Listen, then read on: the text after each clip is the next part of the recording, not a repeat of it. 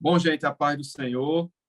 A gente gostaria de saudar os professores, as professoras. Para nós é uma honra estar aqui neste podcast que foi pensado para abençoar e dar subsídio e trazer informações pedagógicas, curiosidades e mais informações interessantes para uma boa preparação de aula. Esta é a lição de número 2 do segundo ciclo da lição de discipulado, que tem por título Conhecendo a Bíblia. E nós estamos aqui em 3, e eu já vou me apresentar. Eu sou o diácono Raniel Oliveira, sirvo ao Senhor desde criança, fui criado no Evangelho, trabalho com a Escola Bíblica Dominical há bastante tempo, e é um prazer estar aqui com os meus dois companheiros, presbítero Otoniel e a minha irmã Miriam, e eu peço que eles se apresentem agora. A paz do Senhor, meus irmãos. Eu me chamo Miriam Santana, sou professora da Escola Bíblica Dominical há bastante tempo, da classe de adultos, sou pedagoga e atualmente estou atuando como coordenadora pedagógica na área 6. E estou aqui com vocês com muita alegria para colaborar com a obra do Senhor. Amém. A paz do Senhor, meus irmãos. Meu nome é Otoniel Félix de Lima, sou presbítero da igreja. Já há algum tempo também nós lecionamos na Escola Bíblica Dominical. Já fui também superintendente de congregação, professor de algumas classes, e estamos aqui também para contribuir para o reino de Deus e fazer com que o reino cresça através justamente da nossa contribuição. Estamos aqui para o auxílio que for necessário e agradecendo também pela oportunidade. Amém. A gente tem em comum o amor pela palavra de Deus, pela obra e pela Escola Bíblica Dominical. Como professores de Escola Bíblica Dominical, é óbvio que nem necessariamente a gente tem formação na área de ensino, e isso para você, professor, para você, professora, é para que você saiba que quando Deus escolhe alguém, ele capacita, e esse trabalho ele se propõe a capacitar, auxiliar você, professor, você, professora. Então, nós temos aqui a lição de número 2 deste ciclo. Como vocês bem sabem, nós temos 2 grupos de professores, nós somos o segundo grupo e vamos juntos, nesse trimestre, trazendo conhecimento, trazendo curiosidades, informações e também auxílios pedagógicos, né? A nossa lição, ela se inicia com uma leitura do texto bíblico base no Salmo 119. Como a gente já disse aqui, nosso propósito não é ministrar aula.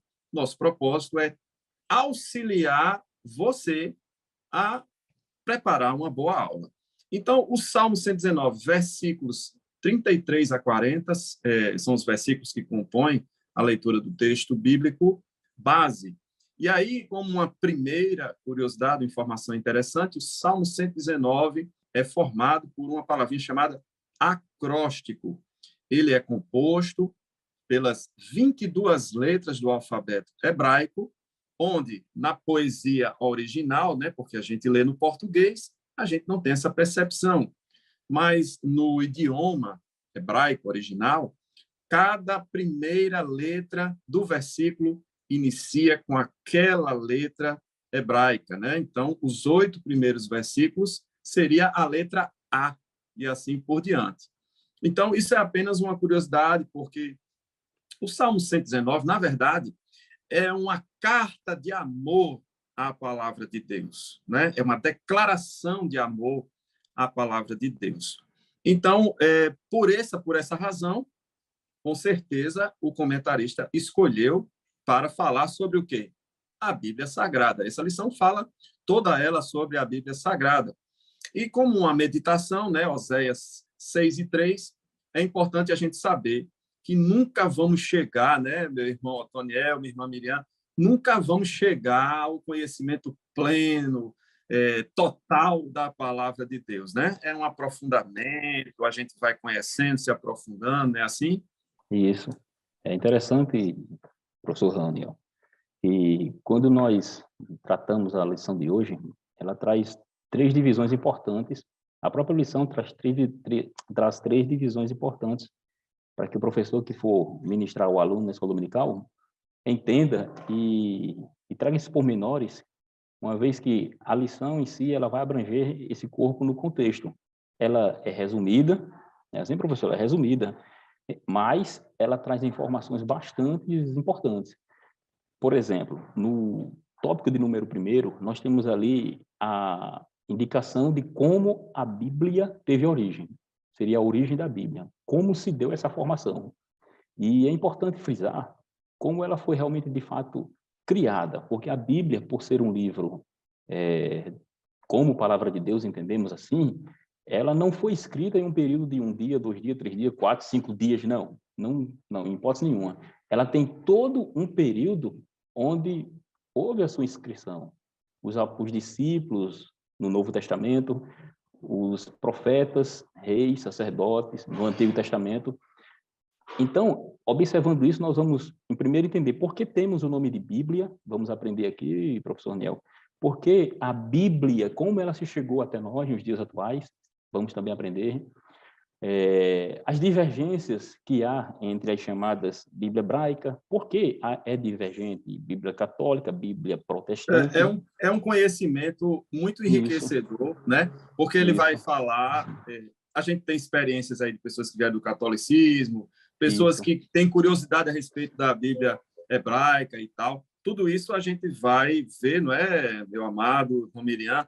Mas antes da gente entrar propriamente no conteúdo da lição, a gente tem uma parte que é muito cara para esse podcast, que é abranger essa interação do professor e do aluno, que é extremamente importante, e também algumas questões pedagógicas. A gente sabe, né, que cada pessoa tem o seu universo, a sua linguagem, e essa classe, eu diria, se pode haver uma classe heterogênea, eu acho que a do discipulado é campeã, né, irmã Miriam? Verdade.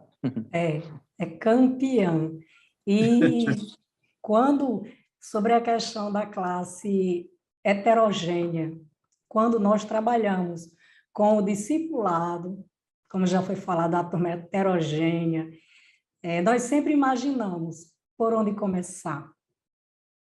Eu acredito que todos os professores que assumem, abraçam essa classe, eles perguntam isso a si mesmo, por onde começar? Bom, eu aconselho que é importante, primeiro, claro, conhecer todo o conteúdo da lição. Quando eu falo a lição de forma geral, da revista, não é verdade? O conteúdo da lição e conhecer de perto o aluno, toda a turma. Em seguida, seguir alguns passos básicos, como escolher bem um objetivo, não é verdade? Porque ele quer alcançar o ensino de qualidade a uma turma heterogênea. Então, é importante conhecer o aluno, a lição, escolher bem os objetivos, os métodos de ensino, estratégia, a ação, que é a forma da execução das atividades, e avaliação, que é essencial. Mas o objetivo, sempre o objetivo é alcançar uma boa qualidade de ensino. Não é verdade? A gente precisa se conectar com o aluno, né? Tipo, isso mesmo. Quem é que está ali na minha frente, né? Como é que eu vou alcançar o nível de conhecimento dessa pessoa? E a gente não adivinha, até porque adivinhar é pecado, né? É verdade. Mas a gente procura conhecer aquele aluno, né? Qual é a história daquele aluno? Como é que ele chegou até ali? Quem evangelizou ele? Então, isso é o universo, né? É importante, antes e pós aplicação da lição, o professor trabalhar, desenvolver uma avaliação prévia. Não é verdade? O que é que a senhora, como pedagoga, mais do que eu e o presbítero Otoniel, né? Assim, a gente vai ter todo um trimestre de dicas, né? Dessa área que é tão importante. Isso mesmo. e está tão bem explorada hoje. Eu comecei num tempo, não sei vocês, mas eu comecei a ensinar num tempo que a gente não falava muito de pedagogia, né, Miriam? Eu também, no tempo que nós não falávamos muito de pedagogia. Mas, com relação a isso, né, objetivo, método de ensino, estratégia. Então, digamos que nós temos... Eu vou levar para a lição de hoje, não é nem o todo, a lição de hoje, que tem como tema Conhecendo a Bíblia. Eu quero escolher um objetivo.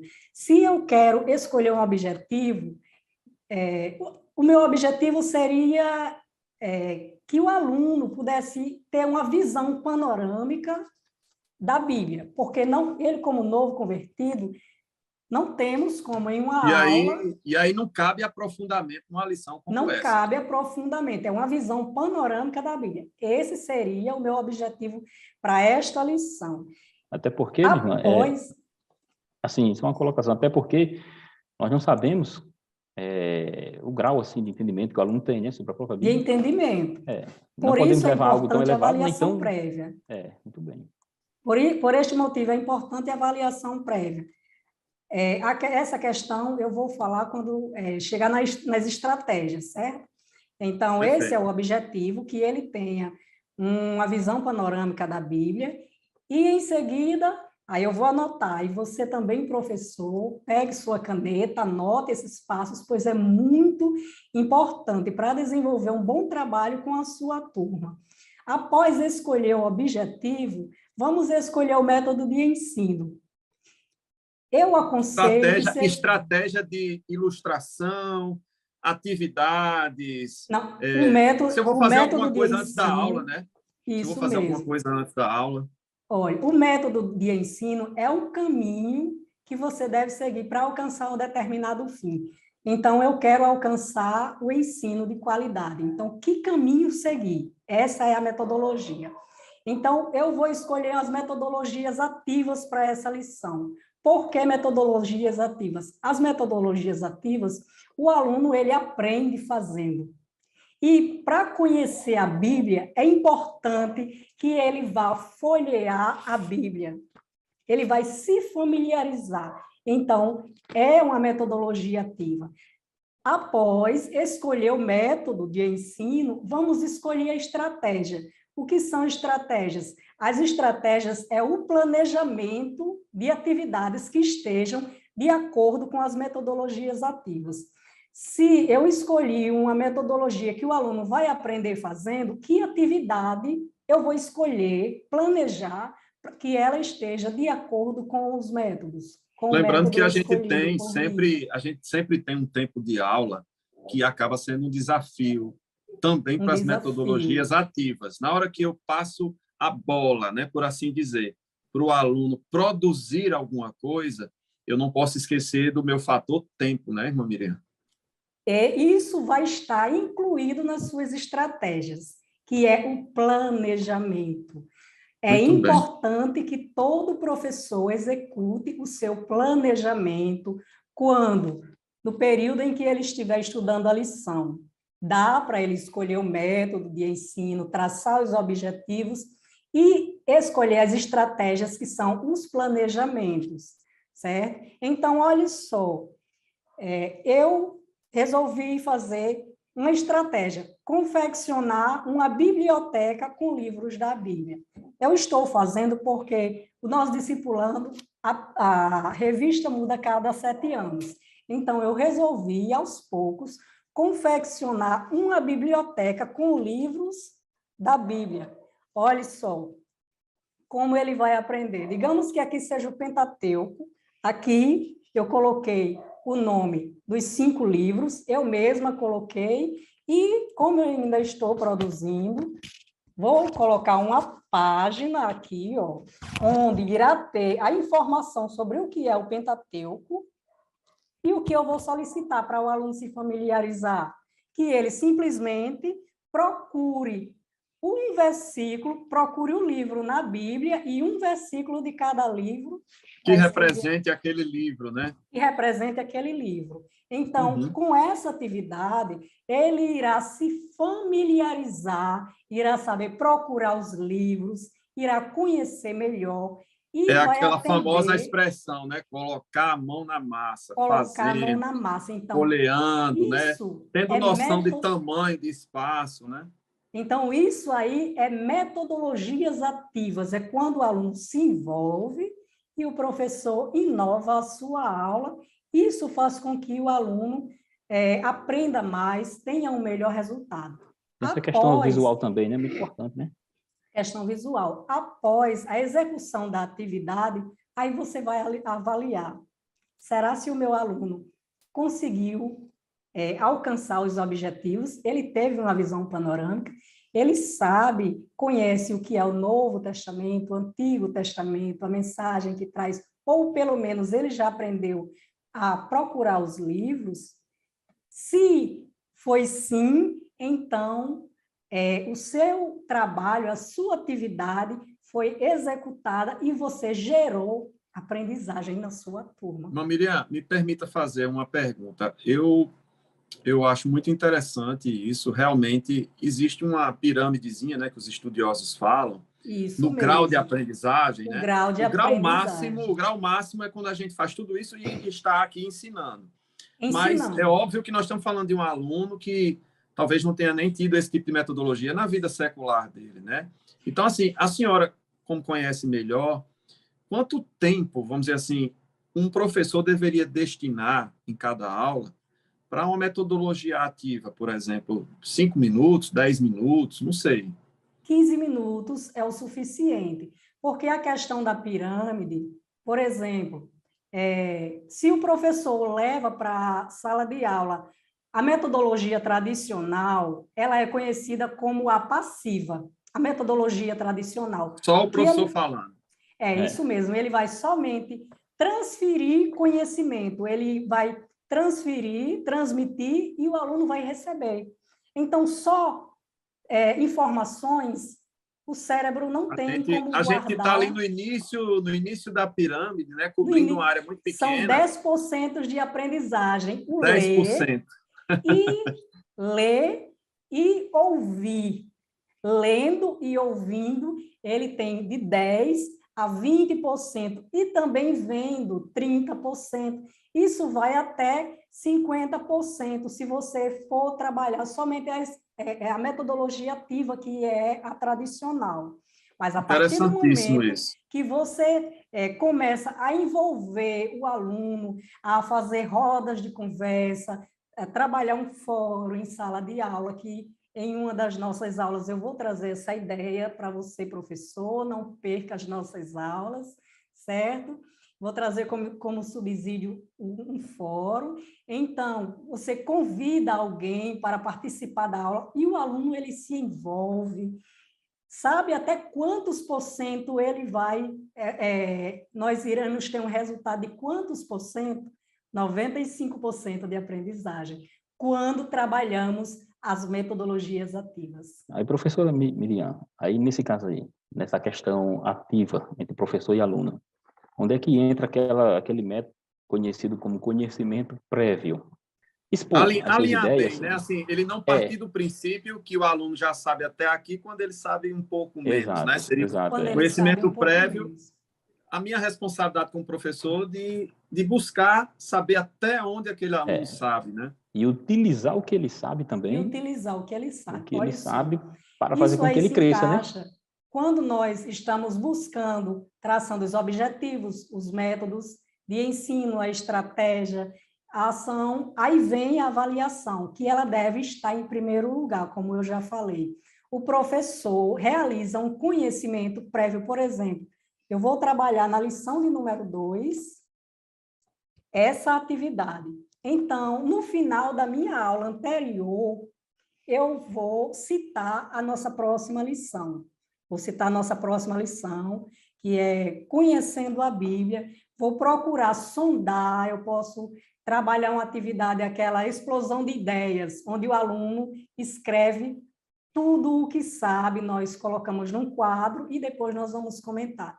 O professor que fizer uma atividade assim, ela vai servir como dados, ele vai adquirir dados do grau de conhecimento do aluno, do nível de conhecimento, e assim ele vai poder traçar as atividades para alcançar aquela sala de aula, de acordo com o nível de conhecimento do aluno. Interessante. Então, a gente faz um papel meio que de investigador. Investigador. A gente checa até onde o aluno absorveu da aula passada. Isso e a mesmo. gente investiga, a gente checa o que ele já sabe da próxima aula. Da próxima Eu aula. entendi. Você checando o que ele já sabe da próxima aula, você vai estar com o pé mais firme e a mão mais afiada para elaborar a sua próxima aula. Muito bem. Eu acho até assim que... Diga, meu amado. Não, é só... Tem uma frase daquele famoso professor Piaget, né? Ele diz que o professor não ensina, mas arranja modos de a própria criança, no caso a gente aborda para o aluno, descobrir, criar situações, problemas. Aí isso faz com que justamente ele desenvolva, né? Tem um desenvolvimento porque ele passa a entender e passa a aplicar na sua vida prática aquela situação. Nós somos uma escola também. A gente não pode esquecer a origem da escola bíblica dominical. Começou com crianças, tirando elas da rua, trazendo uma alternativa ao mundão, né, a que elas estavam inseridas. Isso. A gente não pode esquecer esse princípio da escola bíblica. Gente, nós somos uma escola, então a gente cuida dos nossos alunos de uma forma integral. Eu acho que só para a gente encerrar, vamos dizer assim, essa parte de interação aluno-professor, a gente não pode esquecer que toda a metodologia, tudo que a gente for aplicar, se o aluno não estiver em sala, você não vai ter para quem passar, investigar. Então, eu acho, né, professor Otoniel, professora Miriam, esse aluno precisa se sentir abraçado, tá? Você precisa dar um jeito de envolvê-lo. Convide o seu pastor para te ajudar nessa tarefa. É um discipulado, é alguém que está ainda se achando dentro da igreja, né? Às vezes ele para de vir, ninguém liga para ele, né, irmã Miriam? Cadê você? Nunca mais eu lhe vi aqui. Porque senão a gente vai estar muito focado em técnicas, que são importantes, mas o aluno, que é um mundo ali que a gente ainda está conhecendo, ele precisa se sentir bem no seio da igreja. Ele precisa se sentir amado, né? Isso. Verdade. Porque depois ele volta, né, irmão? Ele vai para casa e precisa voltar. Vejam, essas pessoas, elas não conseguem ver Jesus, mas elas podem perceber Jesus através de você. Então, seja você esse agente, né? Que vai cativar, que vai trazer o aluno para perto, que vai fazer o aluno se sentir da família, porque ele agora é da sua família, não é assim? Ele tem que entender que a participação dele não é irrelevante, né? Não, de forma alguma. De forma alguma. Tem que entender isso. E mesmo o discipulado, que é alguém que tem, a princípio, né, pouco conhecimento bíblico, e às vezes até se engana, ele apenas não tinha se decidido pelo evangelho, mas às vezes ele sabe bastante, ou ele foi criado como um cristão, como um católico, etc., né? Então é importante, professora Miriam, professor Tonel, a gente fazer essa pesquisa, a gente analisar quem é o aluno. Mas a lição de hoje, gente, ela é muito agradável. É uma lição que, se a gente pudesse, passaria 3 horas aqui. Isso. Mas calma, a gente não vai passar tempo, né? 3 horas aqui. Vejam só, o presbítero Otoniel falou uma coisa super interessante, antes da gente entrar nessa parte pedagógica, mas eu queria agora já entrar no conteúdo da lição junto com vocês. Vamos juntos, né? Vamos entrar agora no conteúdo. Professor, pega aí seu lápis aí, vá anotando as coisas. Enfim, a Bíblia Sagrada, tal qual a gente conhece, ela é feita por uma editora, né? Ela está lá produzida, toda bonitinha, já numa certa sequência, com divisão de capítulos, de versículos, mas sempre foi assim. Como é que se usava a Bíblia nos tempos de Jesus Cristo? Eram enrolos em papiros? Como é que começou tudo isso, presbítero Otoniel? Você que começou falando tão bem sobre isso. É importante a abordagem que o professor faz com relação a essa formação em como era. Nós não tínhamos na antiguidade, como temos hoje, a Bíblia, como temos aqui, 66 livros, está aqui as escrituras, e conseguimos levá-la para onde nós quisermos, só que havia... Num único volume, né? No único volume. E não era dessa forma, né? Como as comunidades, elas tinham... Não era tão fácil também a produção, então, livros ou partes da Bíblia Sagrada eram escritos em rolos, depois veio a evolução do pergaminho e depois veio o papiro, mas esse conjunto de Bíblia, que nós chamamos de Bíblia, ela tem origem justamente por causa da sua palavra que significa, né, coleção. Biblion, coleção. Aí, como se deu essa formação, é importante sabermos para depois chegarmos justamente como ela foi formada e o seu material em si. Porque quando nós, professores, analisamos essa questão da formação das escrituras sagradas, ela foi escrita ali em um período de 1.500, 1.600 anos. Olha só, professor Raniel e professora Miriam, 1.500 a 1.600 anos para termos a Bíblia como temos hoje. Quem começou a escrever não conheceu quem terminou. Justamente. Por isso que nós chamamos, professor, de que a Bíblia ela foi inspirada. É um dos princípios das Escrituras Sagradas e por ela ser a palavra de Deus, ela foi inspirada por Deus. Aí o professor tem que compreender bem essa questão da inspiração também. Mas voltando anteriormente com relação à sua formação, havia muitos rolos. Quando Jesus ele vai na sinagoga, professor Raniel, de Cafarnaum, no capítulo 4 de Lucas, versículo 18, diz as Escrituras que ele dá do livro do profeta Isaías. Mas ali, na verdade, era um rolo que havia um escrito do profeta Isaías. Até porque a gente diz assim, ele leu Isaías 61, mas lá não estava 61. Não. Porque essa divisão ocorreu muito tempo depois, né? Muito tempo depois, a divisão em capítulos foi produzida pelo professor universitário Stephen Langton, 1227. Em 1227, ele fez a divisão em capítulos da Bíblia Sagrada. Stephen Langton. É importante o professor frisar isso aí. Como em versículos em 1551 por Robert E já foi outra Stephanus. pessoa, né? Já foi outra pessoa. Dividiu em versículos a Bíblia Sagrada, mas nem a Bíblia que temos hoje ela era dividida em capítulos em versículos. Quanto mais os rolos e os pergaminhos que eram feitos de couro. Não. Então, essa evolução, ela foi passando por um processo que nós chamamos aqui justamente de canonicidade.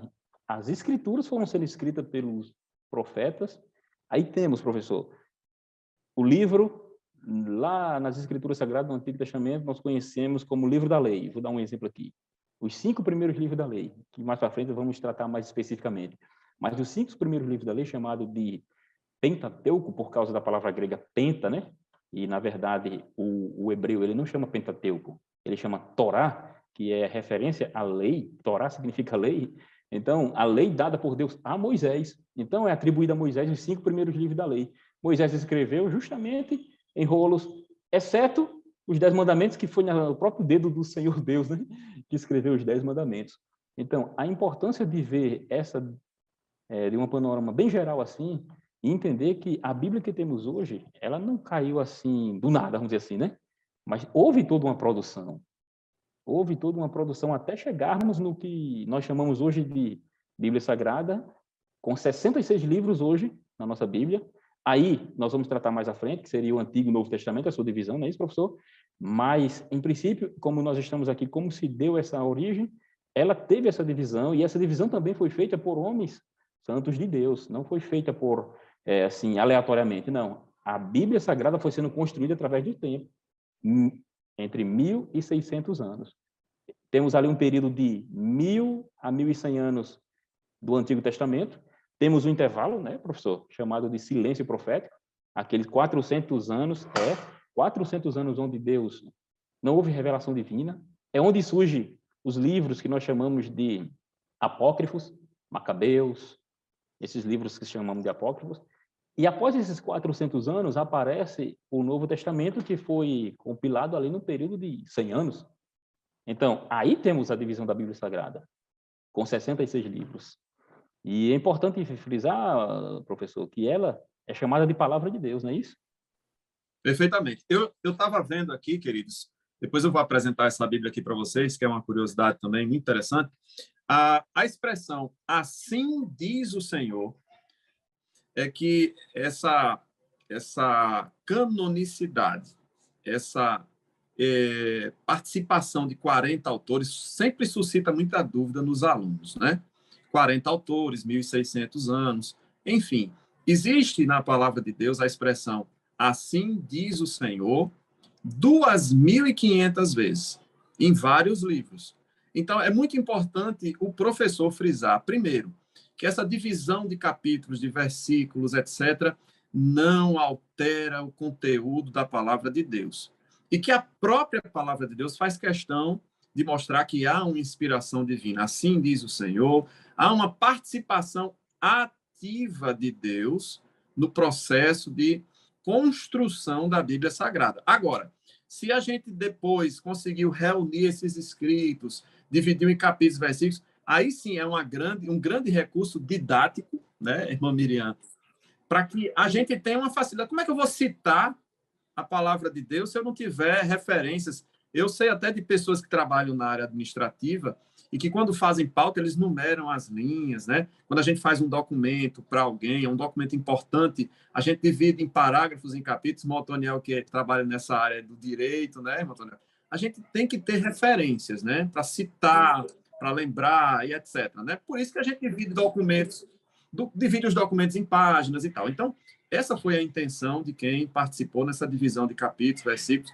mas sem alterar o conteúdo. Eu queria só citar, para a gente dar continuidade aqui, os escritos do Mar Morto. Eu acho extremamente importante, porque, dentre vários livros que foram encontrados, o livro de Isaías estava intacto, e já no século passado, né, acho que 1947, alguma coisa assim, e a Bíblia foi comparada com o que vinha sendo trazido há séculos para os dias de hoje. E nenhuma letra sequer sofreu alteração. Eu acho fantástico, porque a Bíblia não é apenas um livro, gente. A Bíblia é a palavra de Deus. É um conteúdo sobrenatural. A gente não pode tirar isso, né? E aí, irmã Miriam? E com relação a essa questão de afirmarmos, nós cristãos, sim. desde muitos anos, que a Bíblia é a palavra de Deus, há dúvida em certas pessoas e até mesmo na turma de discipulado em questionar o professor. Por que a Bíblia é a palavra de Deus? O irmão falou algo que muito me chamou a atenção, né? Porque o Antigo Testamento declara-se sobre uma inspiração especial de Deus. E, como o irmão Raniel mesmo disse, a expressão "e disse Deus", que surge mais de 2.500 vezes, isso prova que a Bíblia, ela é a palavra de Deus. Por exemplo, em 2 Pedro 1, capítulo 1, verso 20 e 21, diz: sabendo primeiramente isto, que nenhuma profecia da Escritura é de particular interpretação. Olha o verso 21.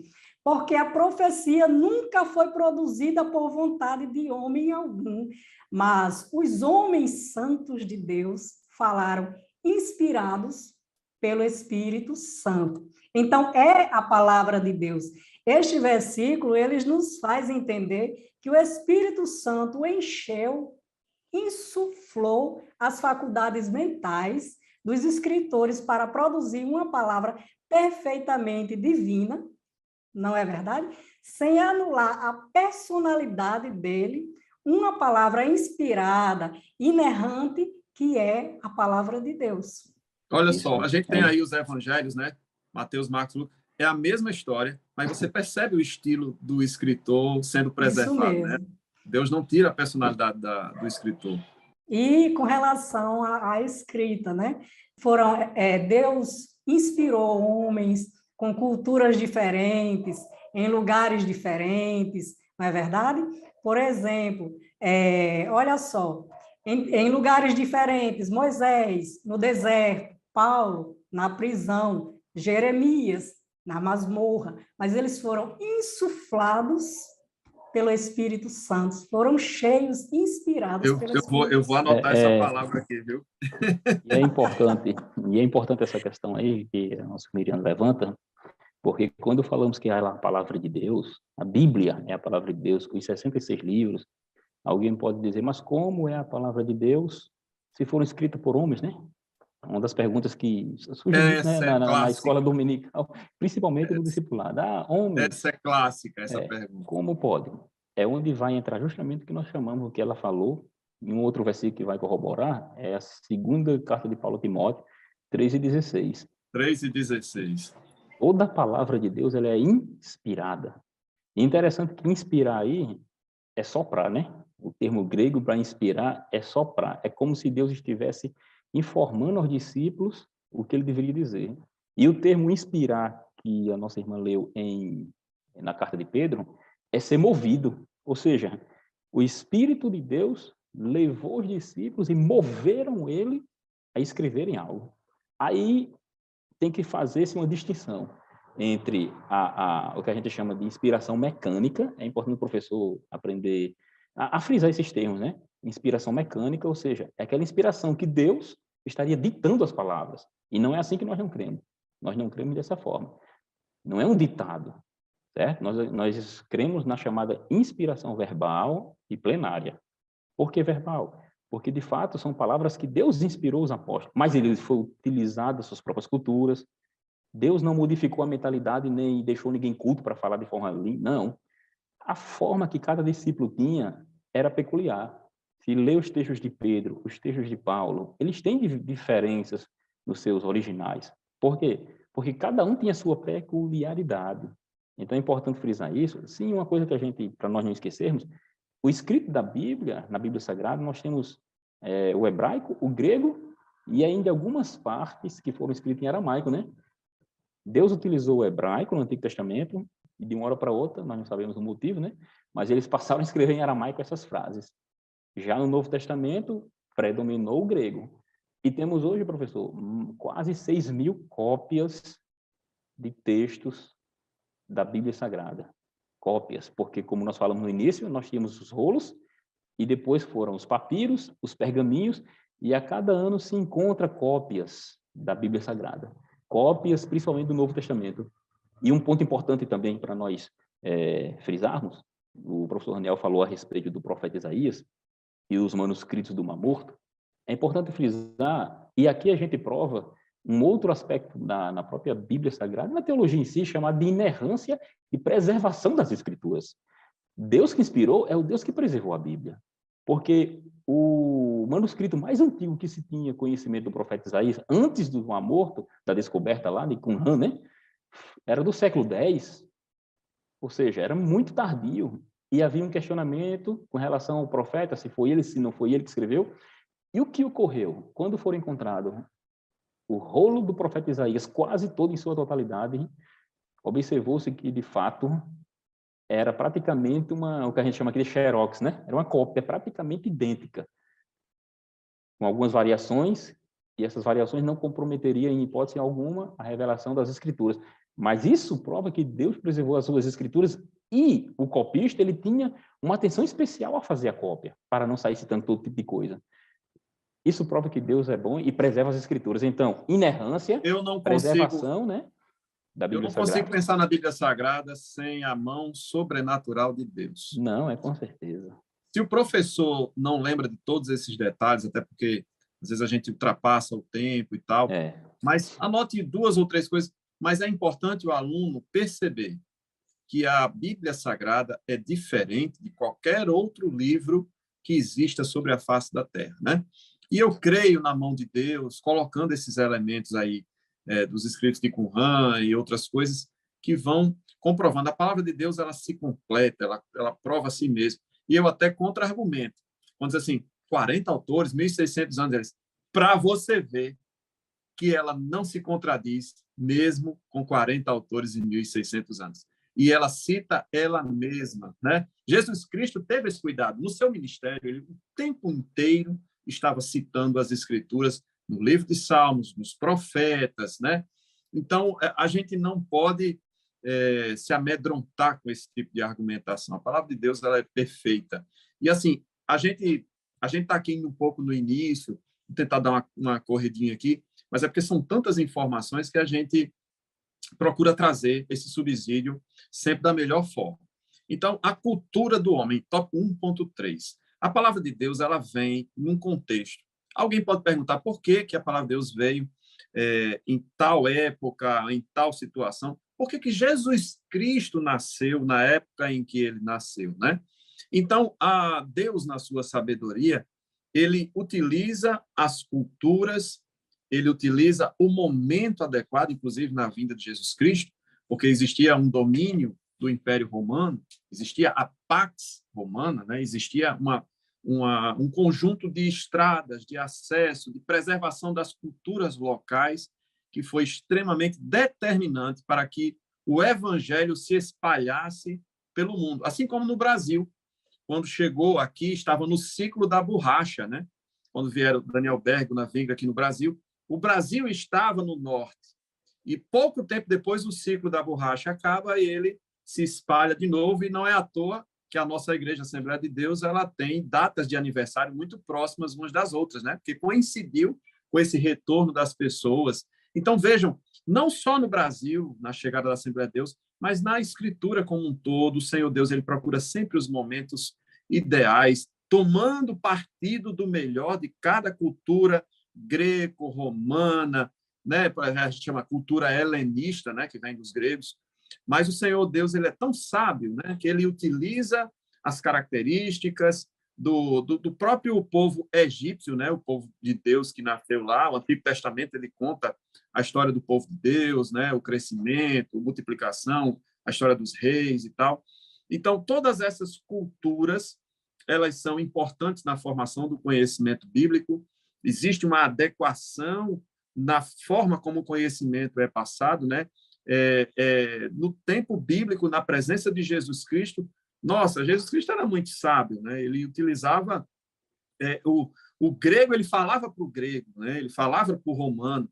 A gente tem essa característica quando os evangelhos são escritos, né? Você pega o evangelho de Marcos escrito para o judeu e assim por diante. Então, nós temos uma preservação, não só uma preservação de culturas, mas o que há de melhor em cada cultura é utilizado e preservado na palavra de Deus. Isso também é um indício da comprovação histórica da palavra de Deus. À medida em que a palavra de Deus vai citando os reis, os príncipes, as nações, qualquer historiador, iniciando por Flávio Joséfo, que é do primeiro século, mas qualquer outro historiador, ele pode facilmente comprovar que aquilo que está citado na palavra de Deus a cada época em que os livros foram escritos, ela pode ser comprovada historicamente. Eu acho isso de uma sabedoria divina inconfundível, né?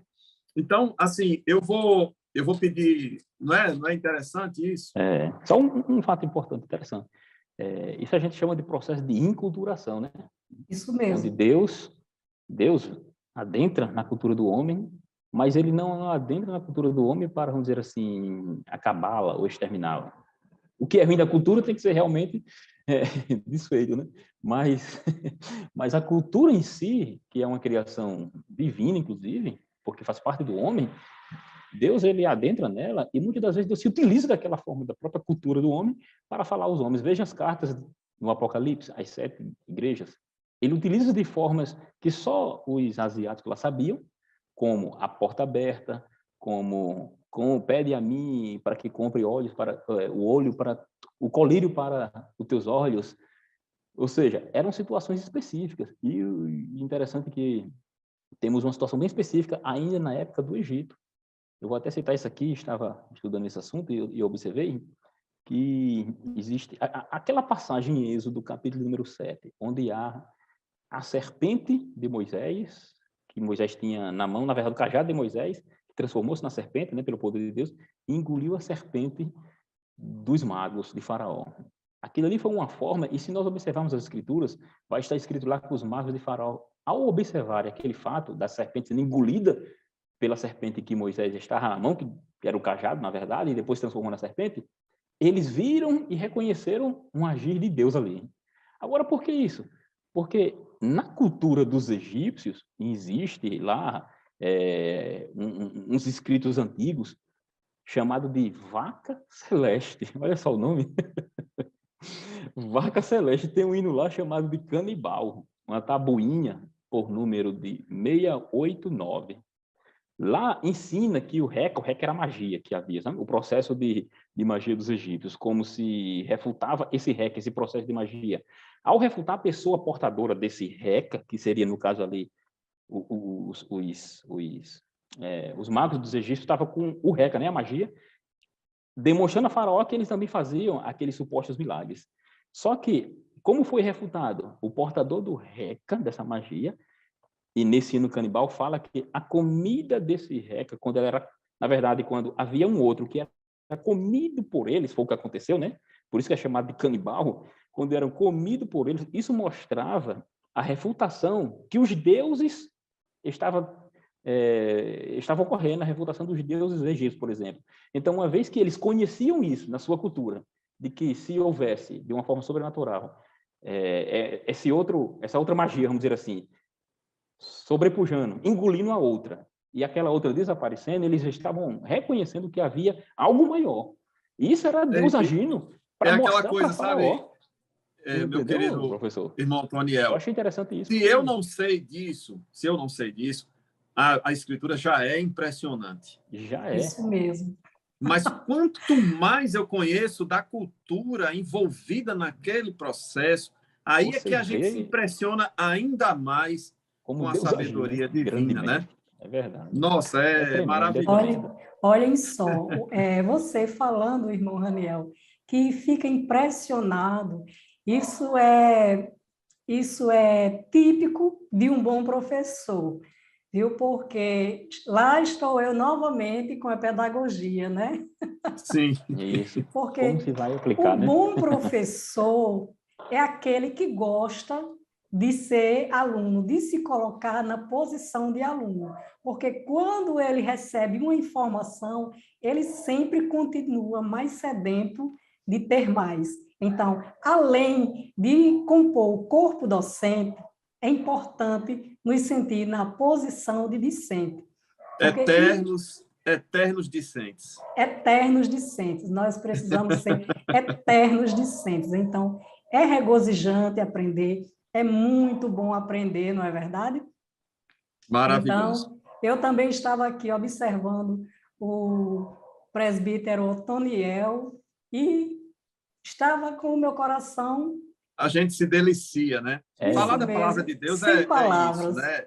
Tentar fazer isso num tempinho tão curto. Num tempinho tão curto. Eu quero até propor e você vê a revelação, vocês, né? A revelação. Isso é uma das questões que tem que ser falada, é a revelação de Deus.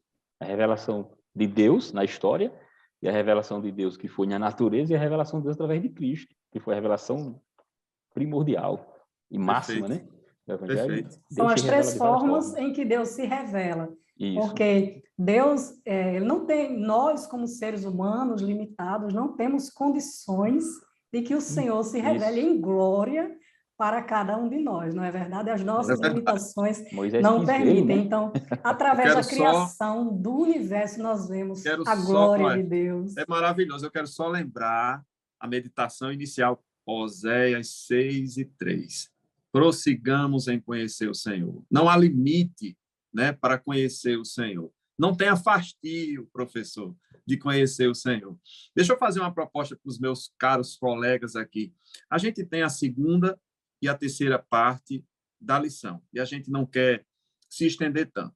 Em rápidas palavras, a gente tem a segunda parte da lição falando sobre o Antigo Testamento, o que é, qual é o assunto, e temos a terceira e última parte da lição falando sobre o Novo Testamento. Então, a gente não se propõe aqui, professores, a fazer a aula por você. Não. A gente vai trazer aquilo que é interessante. Então, por exemplo, essa segunda parte da lição, nós temos aí, por exemplo, como está organizado, né? Pentateuco. Essa parte, a própria lição, ela já é autossuficiente nessa distribuição, né? Então, eu vou propor aqui para os meus colegas que a gente não se detenha tanto nessa parte, porque essa distribuição ela é muito fácil de mostrar. Você pode fazer isso, né, irmã Miriam? Coloca num quadro, né? Escreve lá, ou já traz isso impresso num cartaz, porque a importância do contato visual para ajudar a nossa mente a gravar. Coloque em cores, né? Não sei se estou sugerindo certo. Coloca em cores, coloca num quadro impresso. Essa é a dica que eu daria, né? Essa parte de distribuição, dificilmente o aluno vai conseguir gravar isso. A gente que já dá aula, está conhecendo a palavra de Deus há bastante tempo, a gente sabe que são 66 livros, são 39 no Antigo, são 27 no Novo. O que eu colocaria como informação que é importante frisar é que na Bíblia que nós conhecemos é assim, 39 livros e no Novo Testamento 27. Mas existem algumas pinceladas aí que são interessantes. Na Bíblia do judeu não são 39, tá? São 22 ou 24 livros, não me lembro bem. E o livro de Lucas e Atos é um único volume, quando os evangelhos ainda não estavam reunidos, e que depois foi separado, né? Então, o que é interessante falar como curiosidade, né? Eu diria que é essa parte da distribuição para o judeu, tal qual o judeu utiliza na sinagoga, né? Nos cultos deles, e a Bíblia evangélica, essa que nós utilizamos. E fazer também um paralelo, né? Eu acho que é interessante, com a Bíblia católica. A gente que tem sempre muitas pessoas de origem católica, né? A gente não pode deixar de frisar a importância dessa distinção entre a Bíblia do evangélico, a Bíblia católica. Aí a gente tem aquela inserção famosa, a inserção dos 7 livros, né, no Antigo Testamento, que até o presbítero Otoniel já citou. E eu quero propor para os meus colegas, a gente tem alguns poucos minutos, né, para concluir aqui, a gente falar sobre esses pontos. Eu queria ouvir aí o meu querido irmão Otoniel, irmã Miriam, sobre as características especiais do Antigo Testamento. Interessante, professor Daniel, que essa divisão no Antigo Testamento, o próprio Cristo, ele mostra ela como os judeus dividiam as escrituras sagradas. Porque, de uma forma didática, nós dividimos em evangelhos, no caso do Novo Testamento, né? Evangelhos, aí tem as epístolas, existem os livros históricos, que é o livro de Atos. Mas lá no Antigo Testamento, Cristo, ele em Lucas capítulo de número 24, no versículo 44, ele vai dizer que tudo estava escrito na lei de Moisés, nos profetas e nos salmos. Essa era a divisão que havia lá no Antigo Testamento. Quando ele cita deixa salmos, tão claro isso, né? Isso, é. Quando ele cita Salmos aqui, era porque o livro que encabeçava os chamados escritos sagrados. Então, era lei, profetas, escritos ou escritos sagrados. E a diferença do que havia, importante frisar também, que havia no Antigo Testamento para o nosso, no todo que você falou com relação a 24 livros, né? E por que seria menor se no nosso tem 39 e são os mesmos livros? Porque a nossa Bíblia são os mesmos livros da Bíblia hebraica, do nosso Antigo Testamento. A questão é simples, basicamente simples, né? É porque nos primeiros livros de Crônicas e segundo livro de Crônicas, primeiro rei, segundo rei, esses livros que são primeiro e segundo, na nossa Bíblia, eles estão como primeiro e segundo, dividido em primeira e segunda parte. Só que para o hebreu, eles não fazem isso. É apenas um livro. Por ser um livro, então aparentemente parece que há menos livros, mas não. São os mesmos livros que compõem a nossa Bíblia Sagrada, o Antigo Testamento, no caso, né? O Antigo Testamento nosso, o Antigo Testamento dos judeus. Os judeus, eles dividiam em lei também, dividiam em profetas anteriores e os profetas posteriores. Eram divisões que eles faziam para identificar os períodos de cada um. Os judeus também dividiam as suas escrituras como... na verdade, chamava as escrituras como, de fato, lei. Toda a escritura, às vezes, é chamada de lei. Isso é importante porque fica naquela dúvida. A lei de Moisés? Não. A lei era uma só. A lei era chamada lei de Moisés, mas a mesma lei de Moisés era chamada também lei de Deus. Então, um ponto importante é isso. O próprio Salmo 119, que é tema aí da lição, você vai ver quanto amo as escrituras, quanto amo a tua lei, quanto ele vai dando vários nomes para a mesma Bíblia, que inclusive não tem Bíblia dentro da Bíblia. A palavra Bíblia não está dentro da Bíblia. A diferença é que nós hoje aqui fizemos isso de forma didática. O professor vai ver na própria lição uma divisão em profetas maiores, profetas menores. Aí o aluno pode perguntar, mas por que menores e maior? Um era menor que o outro? Era baixinho? Era alto? Isso é uma dúvida que sempre surge em sala de aula. Por que maior? Por que menor? Isso. E muitas vezes eu já me deparei com situações em que eu explico as diferenças e mesmo assim eles não entendem. Não, eu não estou entendendo que é por causa do tempo. Que tempo? Mas Eu queria só fazer uma colocação aqui, o seguinte. isso. A gente tem que ter sempre em mente que a palavra de Deus, tal qual nós conhecemos, ela sofreu divisões para organização. Ela sofreu inclusão de capítulos e versículos para didática.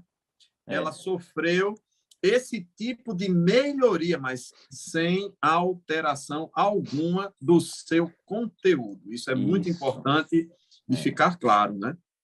Exato. Acredito não. Com certeza, na organização. Na organização, e essa organização foi para o melhor entendimento, certo? Isso. Porque imagina só se ela continuasse do jeito que era antes. Não é verdade? Para pessoas, Já principalmente para o público de discipulado. Primeiro que a gente já ia chegar para dar aula com uma sacola de rolo, né, professor Antoniel? Tem que alugar um carro, né? Um caminhão. E outra coisa que eu queria colocar também, isso serve tanto para Antigo como o Novo Testamento, a sequência dos livros, né? Por exemplo, a gente tem no Novo Testamento os livros, as epístolas, né, de Paulo, que estão em sequência, começando pela maior, Romanos, em termos de quantidade de informação, depois passando por 1º e 2º Coríntios, e aí vai diminuindo a quantidade de informação, professor. Mas é uma sequência que não é cronológica, é uma sequência, uma escolha de quem preparou, organizou a Bíblia por tamanho. Então, vem essa história do profeta menor, do profeta maior, e vem também a organização dos livros. Então, você tem Hebreus, que não se sabe a autoria, logo após Filemão, aqueles pequenininhos ali, aí vem Hebreus, que é um livro grandão, e depois vem as epístolas gerais. Então, a gente tem que sempre ter em mente que a própria organização da Bíblia já foi pensando na pedagogia, na didática, na memorização, tudo isso a gente frisa e diz, não houve alteração do seu conteúdo. É muito importante isso. Isso. Aí, o judeu do Antigo Testamento, ele usa um termozinho para identificar essa divisão, que é chamado de Tanakh. São, na verdade... Então, espera aí que eu vou roubar a sua palavra aqui agora, viu? Vou roubar, literalmente. Eu estou aqui com a Bíblia Judaica completa. Eu recomendo essa publicação fortemente. Compre para você consultar. Não é para estar levando para o culto, não, porque a sequência dos livros, professor Antoniel, é cronológica. Olha só, aqui é diferente. E aí você tem o que ele chama de Tanakh, que é o Antigo Testamento, e Brit Hadash, que é o Novo Testamento. Devolva a palavra. Mas compre, isso aqui, Bíblia Judaica completa, muito, muito bom, muito interessante. Voltando ao assunto da questão das divisões, não é? Alguns alunos perguntam por que alguns livros têm algumas divisões feitas. Por exemplo, o Pentateuco só tem 5, os livros proféticos têm mais, os profetas maiores têm mais e outros têm menos. Eles já perguntaram isso para mim em sala de aula. Então, é muito importante frisar essa questão, evidenciar, olha, não esquecer de citar. Os livros, eles foram divididos, certo? Foram agrupados por conteúdo. Se fala de história, então, se são os históricos, só eles falam sobre a história. Por exemplo, no Novo Testamento, nós temos apenas um, que conta a história, como iniciou a igreja primitiva, como se expandiu. Então, é apenas um. Sobre o que ela fala? História. Então, eles foram agrupados, organizados pelo conteúdo e não pelo número de livros. É muito interessante não esquecer esse detalhe durante a aula. Só um de história, que é Atos, que para o escritor foi Lucas, né? Ele escreveu para Teófilo, todos os dois, e era um volume que era carregado juntinho. E depois juntinho. foi separado por essa questão que a professora Miriam bem falou, assim como o livro profético no Novo Testamento só tem Apocalipse.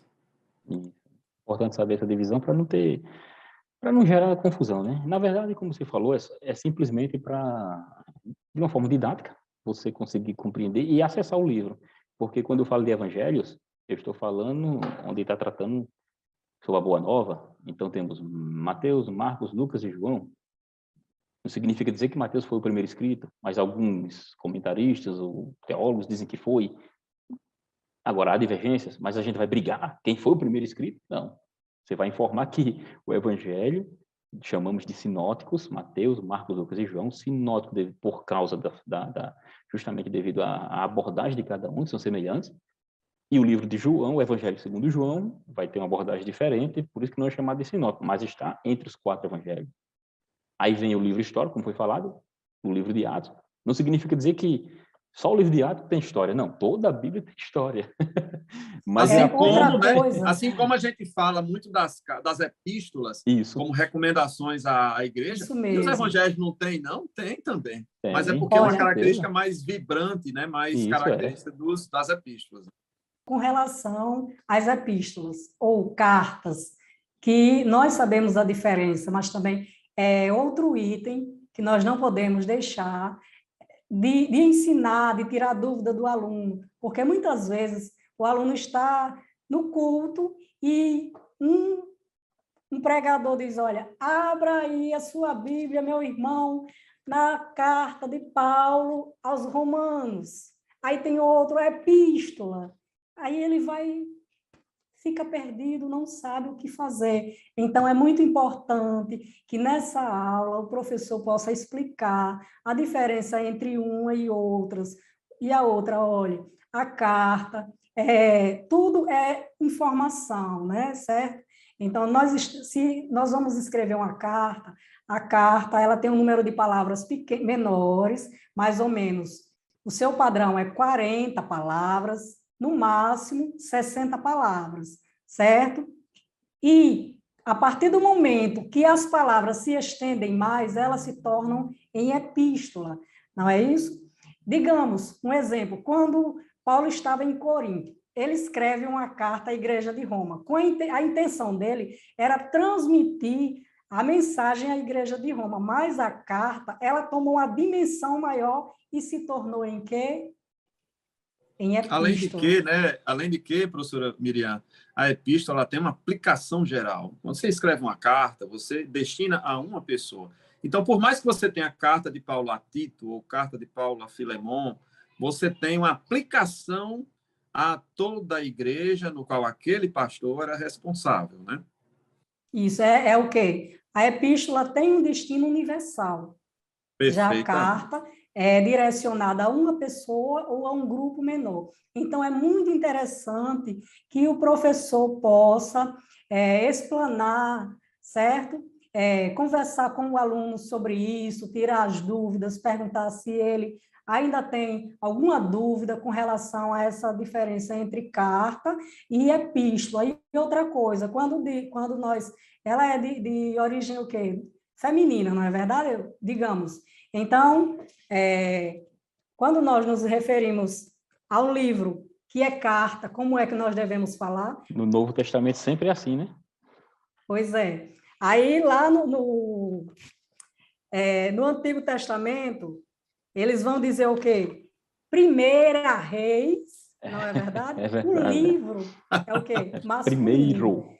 Eu já vi muitas pessoas, né? Primeira Reis, Segunda Reis. Como não é carta, livro, não é carta. Não é carta, não. Então, como é livro, então nós vamos dizer primeiro Reis, segundo Reis. E quando é cartas ou epístola, nós vamos dizer primeira. É muito importante passar essa informação para o seu aluno. Não esqueça. Meus amados, a gente, infelizmente, já está com o tempo esgotado. Eu queria apenas passar aí a palavra para os meus companheiros. O tempo passa rápido, né? A gente se empolga, a gente assim, ama a palavra de Deus. Mas eu queria passar aí para vocês fazerem as considerações finais, né? E uma saudação final, que sempre tinha nas epístolas, tá? Saudação inicial. Saudações finais. Eu deixo aqui o meu abraço para você, professor. Conto com você nas próximas aulas, nos subsídios, né? Esse podcast é essa conversa assim aberta, descontraída, mas com bastante informação, com bastante conteúdo. E você só tem a ganhar se juntando a nós, permanecendo conosco nesse trabalho que é, com certeza, nascido no coração de Deus. Professor Toniel, Miriam, meu abraço a vocês também. Passo a vocês a palavra para a saudação final desta aula. Eu também desejo agradecer a todos vocês que estiveram conosco. Nós esperamos que nas próximas aulas você possa estar aqui novamente assistindo as nossas aulas e que nós estamos sempre dispostos a colaborar com todos vocês. Nós vamos estar aqui novamente para trabalhar juntamente com vocês a lição de número 4, que tem como tema Crendo no Deus Trino. Deixo para vocês o meu abraço, fiquem na paz do Senhor e que o Senhor abençoe a você e a sua família grandemente. Amém. Professor Raniel, professora Miriam, agradeço grandemente a oportunidade. Informamos também que o professor, se quiser ter um contato conosco, acredito que não há nenhum problema. Depois será passado talvez os contatos, se for necessário. Alguma dúvida, algo que desejem a mais, porque o tempo aqui ele não permite nós adentrarmos de uma forma mais profunda, mas nos ajuda a conhecer não só o que o aluno, o que o professor está desejando. E aqui, com o tempo que temos, nós somos bem sucintos, mas não esquecendo, as Escrituras Sagradas, ela é a Bíblia, é a palavra de Deus, ela é inerrante, ela é inspirada, certo? Inspirada a palavra de Deus. A Bíblia que temos em nossas mãos, ela foi preservada pelo nosso Senhor. Então, fica com a paz do Senhor Jesus e saiba que estamos aqui para ajudar. Amém. Amém. Deus abençoe você, professor, você, professora. Continua conosco nas próximas aulas. Deus abençoe vocês também, professor Toniel, professora Miriam. Foi uma bênção estar aqui com vocês. Amém. Amém. Obrigado.